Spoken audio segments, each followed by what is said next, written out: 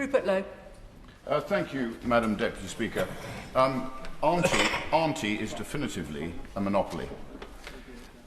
When Mr Reith, for good reason, wrote into the Charter that she should inform, educate and entertain with complete impartiality, he did it for good reason.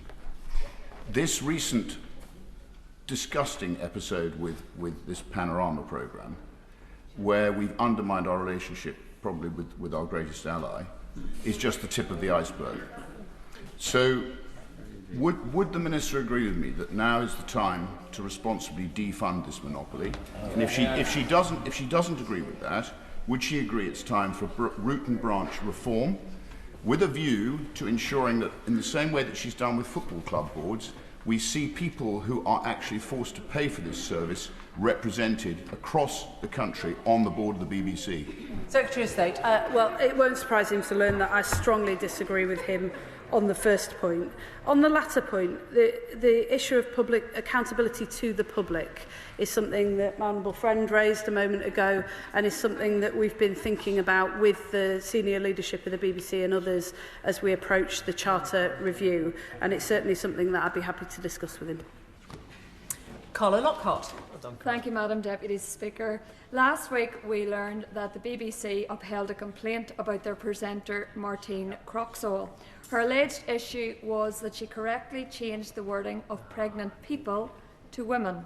This is a scientific fact. Somehow the BBC found her eye roll as conveying a personal view. Madam Deputy Speaker, there are two genders, male and female, and one of those genders can become pregnant, women.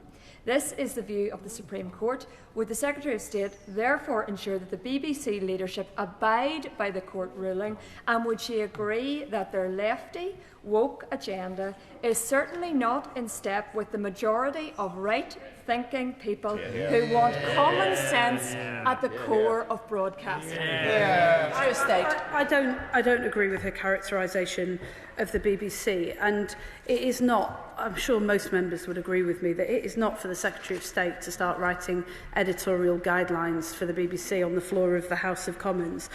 My job is, though, to work with the senior leadership to make sure that they have the right structures and people in place so that they have well thought through, easily understood and consistent editorial guidelines of the highest standard that are applied consistently and don't leave presenters and journalists struggling to interpret them.